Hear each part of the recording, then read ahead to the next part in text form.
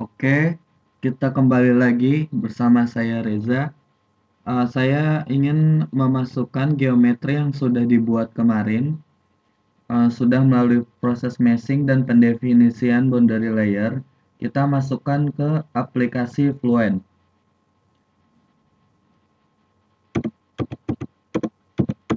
Saya memiliki dua versi aplikasi Fluent. Yang satu adalah 6.2.16 dan yang satu adalah 14.0. Untuk versi 14.0 ini adalah versi yang terinclude di aplikasi ANSYS. Untuk versi 6.2.16 ini adalah versi standalone, sehingga saya gunakan untuk versi standalone. Di sini ada versinya, ada dua dimensi double precision, tiga dimensi, dan tiga dimensi double precision.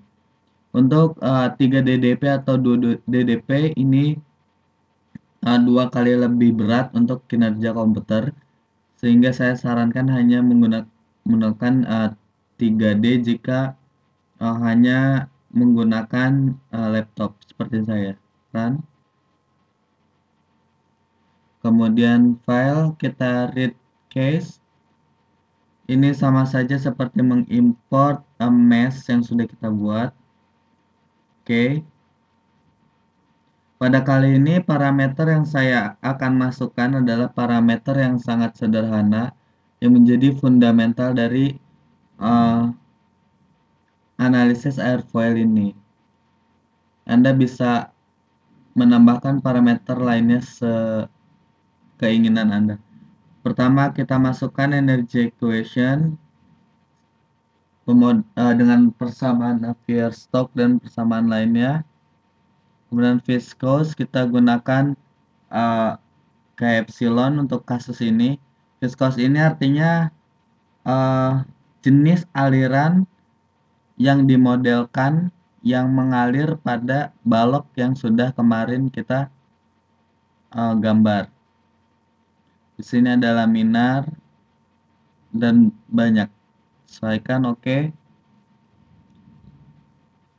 Kemudian setelah itu kita masuk material.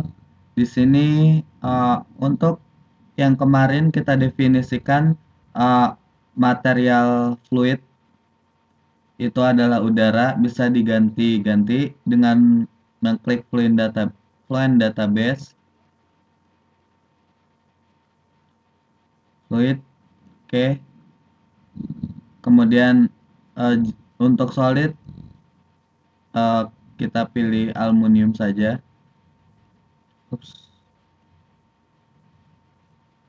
Untuk solid kita pilih aluminium dan bisa diganti-ganti juga di Fluent Database. Close, change, create, close.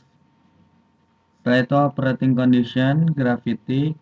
Kita lihat geometri yang kemarin di sumbu Y untuk gravitasinya. Masukkan 9,8. Oke.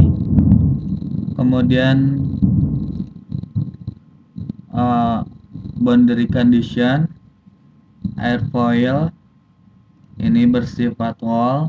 Default interior tuh dalamnya balok yang tidak tersubstrak.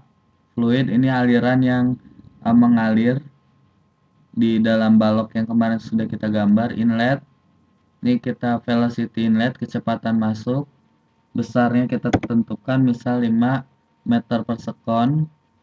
Dan ini outflow berupa wall, dan ini outletnya yang kemarin kita sudah didefinisikan berupa outflow. Bisa di set dengan flow rate waiting 1 kg per second. Oke, close. Setelah itu kemudian solve, masuk ke initialize, complete from all zones, init, apply.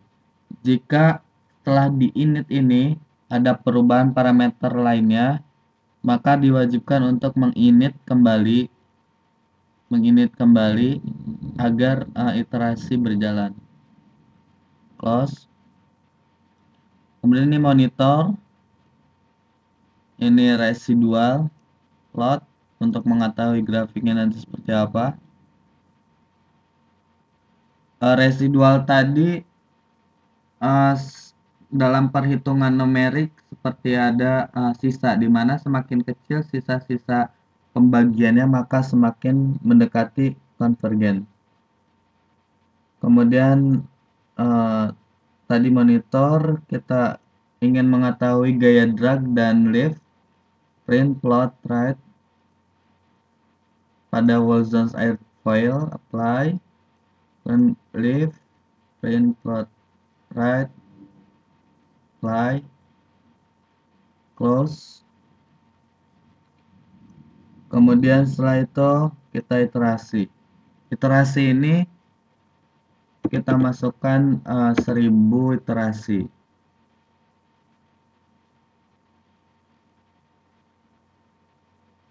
Iterasi ini berlangsung sampai konvergen. Konvergen adalah ketika tidak ada perubahan hasil cara jauh. Maksudnya default konvergen di sini adalah 4 angka di belakang koma. Sehingga dengan kata lain, ketika 4 angka di belakang koma tersebut tidak berubah lagi dalam suatu iterasi, maka disebutlah konvergen. Dan ketika sudah konvergen, maka fluent ini akan berhenti, iterasinya berhenti. Nah, kita tunggu saja bagaimana hasilnya. Oke, setelah beberapa lama menunggu, kita sudah mencapai konvergen iterasi ke 87. Di sini bisa dilihat hasilnya, koefisien lift minus 2,5 kali 10 pangkat min 1 atau minus 0,25.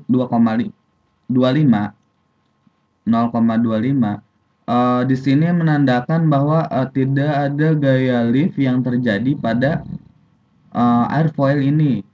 Ini disebabkan karena airfoil ini NACA 0015 bersifat simetris.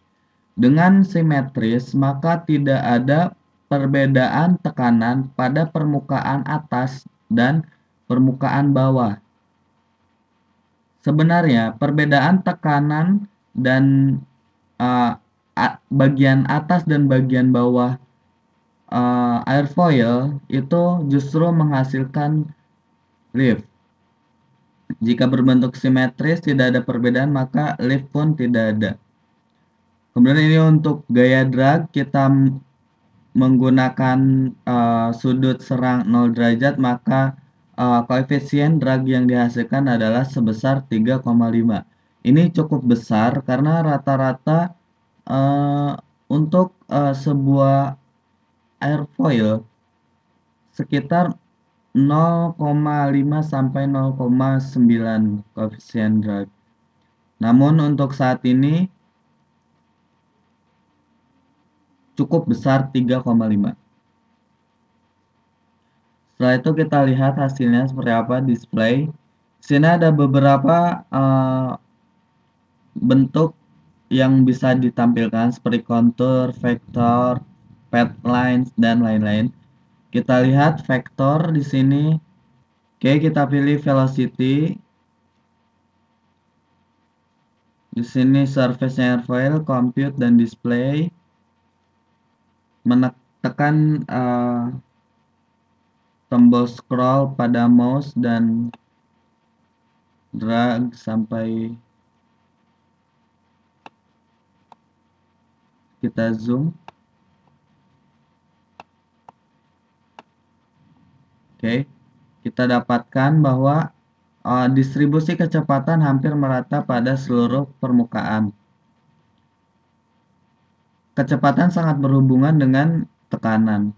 Ketika distribusi kecepatan atas dan bawah ini hampir sama karena bentuknya simetris, maka kemungkinan besar tekanan pun terdistribusi pada bagian atas dan bagian bawah sama juga, sehingga gaya lift tidak dihasilkan.